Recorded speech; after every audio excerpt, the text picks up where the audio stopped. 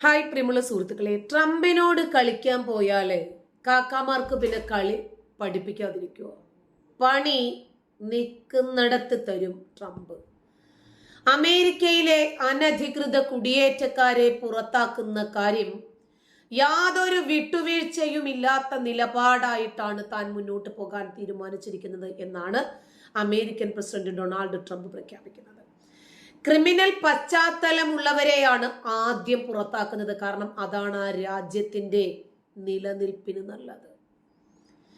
ഇപ്പൊ ബംഗ്ലാദേശിൽ നിന്നും ഇന്ത്യയിലേക്ക് കുടിയേറിയ അനധികൃതമായിട്ടുള്ള ഒരുപാട് ബംഗ്ലാദേശികളില്ലേ, അവർ ഈ രാജ്യത്തുണ്ടാക്കുന്ന പ്രശ്നങ്ങൾ എന്തൊക്കെയാ?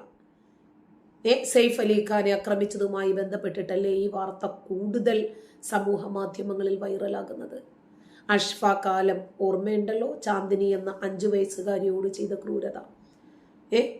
അതുപോലെ അമീറുൽ ഇസ്ലാം ജിഷയോട് ചെയ്തത്. ഇങ്ങനെ ഒട്ടനവധി വിഷയങ്ങൾ, സംഭവങ്ങൾ നമ്മുടെ നാട്ടിൽ ഉണ്ടാകുമ്പോഴെല്ലാം ഒരു ദിവസമോ ഒരാഴ്ചയോ മാത്രം ഉണ്ടാകും അതിനായിസ വാർത്തയ്ക്ക്. അത് കഴിഞ്ഞാൽ ഉടനെ അടുത്ത വാർത്തയുടെ പിന്നാലെ പോകാറാണ് പതിവ്.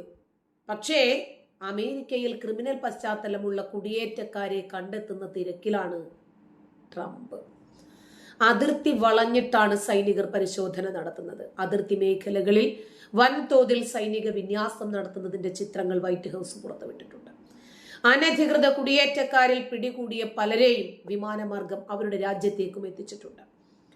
കഴിഞ്ഞ ദിവസം കാലിഫോർണിയയിലേക്കുള്ള യാത്രയിൽ അതിനിടയിൽ മാധ്യമപ്രവർത്തകരോട് സംസാരിച്ച ട്രംപ് അനധികൃത കുടിയേറ്റക്കാരെ ഒഴിപ്പിക്കുന്ന കാര്യത്തിൽ എല്ലാ കാര്യങ്ങളും ഭദ്രമായി നടക്കുന്നു എന്ന് വ്യക്തമാക്കി. അനധികൃതമായി കുടിയേറിയ കുറച്ചു പേരെ അവനവന്റെ നാട്ടിലേക്കും ക്രിമിനലുകളെ ജയിലിലേക്കും വിടാനാണ് ട്രംപിന്റെ തീരുമാനം. ക്രിമിനൽ പശ്ചാത്തലമുള്ള വ്യക്തികളെ ആദ്യം നാടുകടത്തണം. നമ്മുടെ രാജ്യത്ത് വന്നിട്ട് നമ്മുടെ രാജ്യത്ത് ക്രിമിനൽ കുറ്റങ്ങൾ ചെയ്തിട്ടുണ്ടെങ്കിൽ നമ്മുടെ നാട്ടിലെ വിചാരണയും ശിക്ഷയും ഒക്കെ അവർ അനുഭവിക്കട്ടെ എന്ന്. ഇതാണ് ട്രംപ് ഇപ്പോൾ നടപ്പിലാക്കുന്ന പുതിയ നിയമം. ഇത്തരക്കാരിൽ പലരും കൊലയാളികളാണെന്നും ട്രംപ് ആരോപിച്ചു. അതുകൊണ്ട് തന്നെയാണ് ഇവരെ തന്നെ ആദ്യം പുറത്താക്കാൻ നിർദ്ദേശം നൽകിയതെന്നും അദ്ദേഹം വ്യക്തമാക്കി. ഗ്വാട്ടിമാലയിലേക്കുള്ള അഭയാർത്ഥികളെ വിമാനത്തിൽ കയറ്റിവിടുന്നതിന്റെ ദൃശ്യങ്ങൾ ഇപ്പോൾ ലഭ്യമാണ് സോഷ്യൽ മീഡിയയിൽ. കൂടാതെ കലാപകാരികളായ വെനിസ്വലൈൻ ഗാങ്ങിലെ 4 പേരെയും അധികൃതർ പിടികൂടിയിട്ടുണ്ട്. ബൈഡൻ സർക്കാരിന്റെ കാലത്ത് ഇവർ നിരന്തരമായി അമേരിക്കയിൽ പ്രശ്നങ്ങൾ സൃഷ്ടിക്കാൻ ശ്രമിച്ചിരുന്നു. അഭയാർത്ഥികൾ എന്ന വ്യാജേന അമേരിക്കയിലെത്തിയ ഇവർ പിന്നീട് രാജ്യത്തുടനീളം കൊലപാതകവും മയക്കുമരുന്ന് വ്യാപാരവും ബലാത്സംഗവും അടക്കം പല ക്രിമിനൽ കുറ്റങ്ങളും ചെയ്തവരാണ്. പ്രായപൂർത്തിയാകാത്ത കുട്ടികളെ ലൈംഗികമായി ദുരുപയോഗം ചെയ്ത കേസുകളിലും ഇവരിൽ പലരും ഉൾപ്പെട്ടിട്ടുണ്ട്. ട്രംപ് സർക്കാർ അധികാരം ഏറ്റെടുത്ത ശേഷം രാജ്യത്തിന്റെ വിവിധ ഭാഗങ്ങളിൽ നിന്നായി 538 നിയമവിരുദ്ധ കുടിയേറ്റക്കാരെ അറസ്റ്റ് ചെയ്തതായി US സർക്കാർ വൃത്തങ്ങൾ അറിയിക്കുന്നു. ട്രംപ് അധികാരത്തിലേറി 3 ദിവസത്തിനുള്ളിൽ 100 കണക്കിന് അനധികൃത കുടിയേറ്റക്കാരെയാണ് നാടുകടത്തിയത്. White House press secretary Karoline Leavitt ആണ് ഇക്കാര്യം പുറത്തുവിട്ടത്. White House press secretary Karoline Leavitt 538 നിയമവിരുദ്ധ കുടിയേറ്റക്കാരെ അറസ്റ്റ് ചെയ്ത വിവരം മാധ്യമങ്ങളുമായി പങ്കുവച്ചു. തീവ്രവാദി എന്ന് സംശയിക്കുന്ന ഒരാളും അറസ്റ്റ് ചെയ്യപ്പെട്ടവരിലുണ്ട് എന്ന് പറയുന്നു. ട്രെൻ ഡി അരാഗ്വ സംഘത്തിന്റെ 4 അംഗങ്ങൾ പ്രായപൂർത്തിയാകാത്തവർക്കെതിരായ ലൈംഗിക കുറ്റകൃത്യങ്ങളിൽ ശിക്ഷിക്കപ്പെട്ടവരാണെന്നും ഇവരെയും അറസ്റ്റ് ചെയ്തിട്ടുണ്ടെന്നും കരോലിൻ പറഞ്ഞു. കൂടാതെ 100 കണക്കിന് ആളുകളെ സൈനിക വിമാനത്താവളത്തിൽ നാടുകടത്തിയതായും അവർ വ്യക്തമാക്കി. അറസ്റ്റ് ഭീഷണിയുള്ളതുകൊണ്ട് കാലിഫോർണിയ, ഷിക്കാഗോ തുടങ്ങിയ സംസ്ഥാനങ്ങളിലെ കുടിയേറ്റക്കാരിൽ പലരും കഴിഞ്ഞ ദിവസങ്ങളിൽ ജോലിക്ക് എത്തിയിട്ടില്ല എന്നുള്ള റിപ്പോർട്ടുകളാണ് പുറത്തു വന്നത്.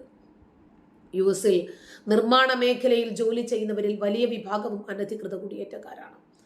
അതേസമയം നിയമവിരുദ്ധമായ കുടിയേറ്റക്കാരെ കൂട്ടത്തോടുകൂടി നാട് കടത്തുന്നതിന് മുന്നോടിയായി മെക്സിക്കോ ആവശ്യമായിട്ടുള്ള മുന്നൊരുക്കങ്ങളും ആരംഭിച്ചിട്ടുണ്ട്. കൂട്ട അഭയാർത്ഥി പ്രവാഹം ഉണ്ടാകുന്നത് കണക്കിലെടുത്ത് മെക്സിക്കോയുടെ അതിർത്തി സംവിധാനങ്ങൾ കൂടുതൽ സംസ്ഥാനങ്ങളിലേക്ക് അവരെ എത്തിക്കുന്നതിന് വേണ്ടിയുള്ള അഭയാർത്ഥി കൂടാരങ്ങൾ പണിയാൻ ആരംഭിച്ചിട്ടുണ്ട്. US സംസ്ഥാനമായിട്ടുള്ള ടെക്സണിലെ എൽ പാസയോട് ചേർന്ന ന്യൂഡാഡ് ഹാരോസിലാണ് കൂടാരങ്ങൾ ഉണ്ടാക്കുന്നത്. കാരണം ഇവരെ ഒരുമിച്ച് നാടുകടത്തുക എന്നത് പ്രയാസമുള്ള കാര്യമാണ്. അത് ആ രാജ്യത്തിനും പ്രയാസമാണ്, അമേരിക്കയെയും സാരമായി ബാധിക്കുന്ന വിഷയമാണ്. പക്ഷേ അമേരിക്കയുടെ നിലനിൽപ്പിനെ ബാധിക്കുന്ന തരത്തിലുള്ള കുറ്റകൃത്യങ്ങൾ ആര് ചെയ്താലും ശരി, മുഖം നോക്കാതെ നടപടി, രാജ്യം നോക്കാതെ നടപടി. ഇതാണ് ട്രംപിന്റെ ആഹ്വാനം. നമുക്കറിയാം, നമ്മുടെ രാജ്യത്ത് തന്നെ പല രാജ്യങ്ങളിൽ നിന്നുമുള്ള ക്രൂരകൃത്യങ്ങൾ ചെയ്തിട്ടുള്ള, ക്രിമിനൽ കുറ്റങ്ങൾ ചെയ്തിട്ടുള്ള ആളുകൾ ചേക്കേറിയത്. നമ്മുടെ രാജ്യത്തോട് ക്രൂരത ചെയ്തിട്ട് കാനഡ പോലെ, മലേഷ്യ പോലെ, US പോലെയൊക്കെയുള്ള രാജ്യങ്ങളിൽ അഭയം തേടിയിട്ടുള്ള ആളുകളെയും നമുക്കറിയാം. കഴിഞ്ഞ ദിവസം നമ്മളൊക്കെ കേട്ട ഒരു പേരാണ് തഹാവുർ റാണ. ഇയാള് ഇന്ത്യക്ക് മുംബൈ ഭീകരാക്രമണ കേസിൽ മുഖ്യപ്രതിയാണ്, സൂത്രധാരനാണ്. നമുക്കറിയാം, ഇയാളെ ഇന്ത്യക്ക് കൈമാറണമെന്നാണ് ഇന്ത്യയുടെ ആവശ്യം.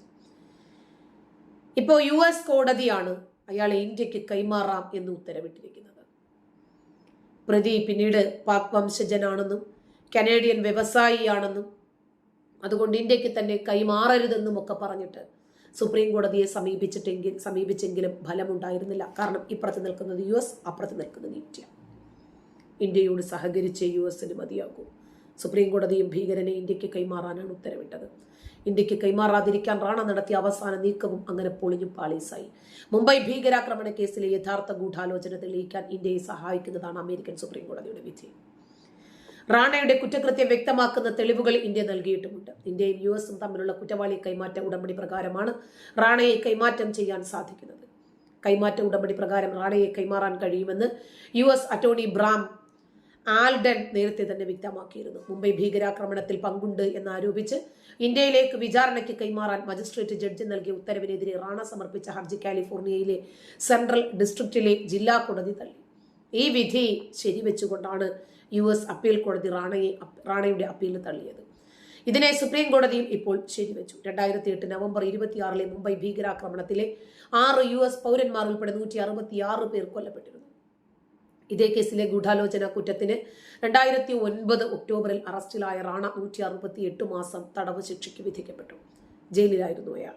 സുഹൃത്തായ US പൗരൻ ഡേവിഡ് ഹെഡ്ലിയുമൊത്ത് പാക് ഭീകര സംഘടനകളായ ലഷ്കർ ഇ തൊയ്ബ, ഹർക്കത്തുൽ മുജാഹിദീൻ എന്നിവയുമായി മുംബൈ ഭീകരാക്രമണത്തിന് ഗൂഢാലോചന നടത്തിയതിനാണ് റാണ അന്വേഷണം നേരിടുന്നത്. റാണയെ വിട്ടുകിട്ടിയാൽ മുംബൈ ഭീകരാക്രമണ കേസിൽ പാക് ചാര സംഘടനയായ ISIക്ക് പങ്ക് സംബന്ധിച്ച കൂടുതൽ വിവരങ്ങൾ ലഭിക്കും. ഇതേ കേസിൽ ജയിലിലായ പാക് ഭീകരൻ അജ്മൽ കസബിനെ വിചാരണ ചെയ്ത് 2012 നവംബർ 21 തൂക്കിലേറ്റിയത്. തഹാവുർ ഹുസൈൻ റാണ എന്നാണ് മുഴുവൻ പേര്. US ജയിലിലുള്ള ഇയാളെ ഇന്ത്യയിൽ എത്തിക്കാൻ കേന്ദ്ര സർക്കാർ വർഷങ്ങളായി ശ്രമിച്ചുകൊണ്ടിരിക്കുന്നു. കുറ്റവാളികളെ പരസ്പരം കൈമാറാനുള്ള കരാർ അനുസരിച്ച് തഹാവുർ റാണയെ ഇന്ത്യക്ക് വിട്ടു നൽകുകയാണ്. ഈ വിധി കാനഡയ്ക്കും തിരിച്ചടിയാണ്. കനേഡിയൻ പാക് പൗരൻ കൂടിയായതുകൊണ്ട് തഹാവുർ റാണയെ ഇന്ത്യക്ക് വിട്ടുകൊടുക്കാതിരിക്കാൻ കാനഡയും പരമാവധി ശ്രമിച്ചിരുന്നു. 2009 US പോലീസ് അറസ്റ്റ് ചെയ്ത റാണയെ 2011 ഷിക്കാഗോ കോടതിയാണ് ശിക്ഷിച്ചത്. ജയിലിൽ കിടന്നും കേസിൽ നിന്ന് ഊരിപ്പോകാനുള്ള ശ്രമത്തിലായിരുന്നു ഇയാൾ. പല കോടതികളിലും സമർപ്പിച്ച ഹർജികൾ എല്ലാം തള്ളി. 2 രാജ്യങ്ങളിലെയും നിയമവകുപ്പ് ഉദ്യോഗസ്ഥരും അന്വേഷണ ഏജൻസികളും ന്യൂഡൽഹിയിലെ US എംബസിയിൽ റാണ വിട്ടുകിട്ടൽ സംബന്ധിച്ച ചർച്ച നടത്തിയിരുന്നു. ഈ ചർച്ചയിലാണ് ഡിസംബർ അവസാനം റാണയെ ഇന്ത്യയിൽ എത്തിക്കാൻ കഴിയും എന്ന പ്രതീക്ഷയുണ്ടായത്. മുംബൈ ഭീകരാക്രമണത്തിൽ പങ്കുള്ള ഡേവിഡ് കോൾമാൻ ഹെഡ്ലി എന്നയാളെ US പോലീസ് 2009 കസ്റ്റഡിയിലെടുത്തിരുന്നു. 63-കാരനായ റാണയുടെ ബാല്യകാല സുഹൃത്തു കൂടിയാണ് ഹെഡ്ലി. ഇയാളിൽ നിന്ന് ലഭിച്ച വിവരങ്ങളുടെ അടിസ്ഥാനത്തിലാണ് റാണയിലേക്ക് അന്വേഷണം നീങ്ങുന്നത്. മുംബൈ ഭീകരാക്രമണത്തിന് പങ്ക് ഹെഡ്ലിയെ 35 വർഷത്തെ തടവിനാണ് US കോടതി ശിക്ഷിച്ചിരിക്കുന്നത്.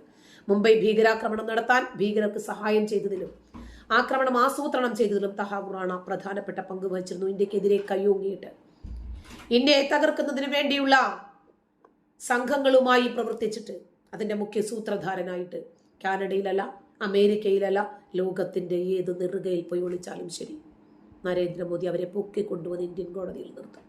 നന്ദി.